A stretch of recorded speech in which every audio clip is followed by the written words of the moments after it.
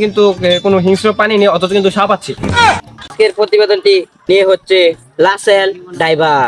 তো sir Rasel driver না তো রাসেল বাইপার। লোককে সাপে পাছার মধ্যে কামড় দিয়ে সাপটি নিহত হয়। সম্মানিত দর্শক বন্ধু, আপনারা যারা বিদেশ এবং দেশ থেকে আমাদের এই জারতলা প্রতিবেদনটি দেখতে পাচ্ছেন, সবাইকে আসসালামু আলাইকুম। স্যার ঝাড়তলা না তো আগরতলা। আচ্ছা, যাই হোক দর্শক, আপনারা যারা আমাদের এই আগরতলার ভিডিওটি দেখতে পাচ্ছেন, সবাইকে শুভেচ্ছা। স্যার বিনোদ শুভেচ্ছা না তো অগ্রিম শুভেচ্ছা। যাই হোক দর্শক, ইতিমধ্যে আমাদের ভিডিওটি শুরু করে যাচ্ছি। আর দাঁড়ান, আগে আমার চশমাটা লাগাইলে, আমি চশমাটা আমার বেশি দেখি। আমার চশমাটা হয়ে গেল, এই যে চশমা, চশমাটা কই? এই যে এখন আমাদের ভিডিওটি শুরু করে যাচ্ছি। আমার সহকারী হিসেবে আছে আশরাফ খান। সে আমার বদলে আমার প্রতিবেদনটি পেশ করবে না, সে আমাকে সাহায্য করবে। আমাদের প্রতিবেদনটি পেশ করে যাচ্ছি। এই খাতা দে। আমাদের আজকের প্রতিবেদনটি নিয়ে হচ্ছে রাসেল ডাইভার। তো স্যার রাসেল ড্রাইভার না তো রাসেল বাইপার। রাসেল ড্রাইভারের বাইবার একটু তখন বাংলাদেশের আরেক আগন্তুকের নাম রাসেল বাইপার। গো স্যার আগুনতে না তো আতঙ্কে। বাংলাদেশের টিপাই চাপাই আনাচে কানাচে গুলিতে এবং মুড়ে চুরে সব জায়গায় শুনতে পাচ্ছি শুধু লাসেস ভাই। চলে যাব আমাদের এক সহকারীর কাছে, মোহাম্মদ শামীম খান, দেখি না আমাদেরকে খুলনা থেকে কাগজ দিয়ে এবং ভিডিও দিয়ে সাহায্য করবে। তো জীবন, আমি শুনতে পাচ্ছি আপনি কি বলেছেন। তো জীবন, আমি আপনাকে বলার চেষ্টা করতেছি যে খুলনার অবস্থা কিন্তু অনেকটা মোটামুটি আগের মতোই আছে। আমি যে অঞ্চলে অবস্থান করছি এটা কিন্তু একটি বিরাট জঙ্গল, সেখানে কিন্তু অনেক গাছপালা আছে। খুশির বিষয় হচ্ছে সেখানে কিন্তু কোনো হিংস্র প্রাণী নেই, অথচ কিন্তু সাপ আছে। এই সাপ নিয়ে এত আলোচনা বিবেচনা, সেখানে আমরা এই সাপ নিয়ে কিছু কথা বলার চেষ্টা করবো। আমরা দেখতে পাচ্ছি যে এখানের একজন বাসিন্দা হেঁটে ডাকছে। তো আমি এখন তাকে জিজ্ঞেস করবো যে ওনাদের সাপ নিয়ে কি অভিযোগ আছে, কি মন্তব্য আছে। তো ভাই, আমরা যে শুনতে পাচ্ছি বাংলাদেশের রাসেল বাইপার সরে সিটি আছে, এই জন্য কি আপনার কোনো মন্তব্য আছে? আপনি একটু এদিকে আসেন, কারণ আমরা রাস্তার মধ্যে আছি। বলেন, আপনার কোনো মন্তব্য থাকলে আমরা একটু বলতে পারেন।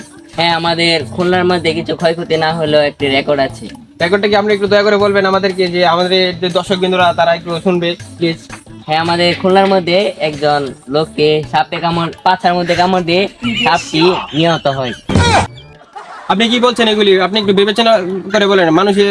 মানুষের পাশে যদি সাপে কামড় দেন, তাহলে কি সাপটি মারা যায় নাকি? হ্যাঁ, ঘটনাটা আজব হলো, বিষয়টা সত্যি। আপনি এগুলি কি বলছেন? সে কি ছোট থেকে সে কি শুকনা টুকনা লাল পানি খেত নাকি? হ্যাঁ, সে ছোটবেলা থেকে শুকনা খেত, ভিজা খেত, সে অনেক কিছু খেত। সে মুরব্বীরা বিড়ি সিগারেট রাস্তায় ফালিয়ে দিলে সে মুতাগুলো। হ্যাঁ, আমি বুঝতে পারছি। এই জন্যই তাকে সাপে কামড় দেওয়ার পরে সে মারা যায়নি এবং সাপটি মারা গিয়েছে। এই সাপটা যদি আপনাকে বা অন্য কাউকে কামড় দিত, তারপরে নিশ্চয়ই আমরা মারা যেতাম। আপনারা মারা যেতেন। এই জন্য ধন্যবাদ আপনাকে। আপনি চলে যেতে পারেন, সেদিক দিয়ে যান। তো জীবন, আমি আপনাকে জানানোর চেষ্টা করতেছি যে এখান থেকে যে এলাকার লোকজন তারা অনেক মন্তব্য দিচ্ছে যে সাপ নিয়ে। তো আপনাকে আমি অনেক কিছু তথ্য দিয়েছি, আপনি সেই তথ্য অনুযায়ী কাজ করতে পারেন। তো জীবন, আমি আপনাকে সর্বশেষ খুলনা থেকে আপনারা অতক্ষণ দেখেছিলেন আমাদের শরীরটা পিছনে ছিল, তো রোদ্র আসার কারণে আমাদের শরীরটা আরো নিয়েছি।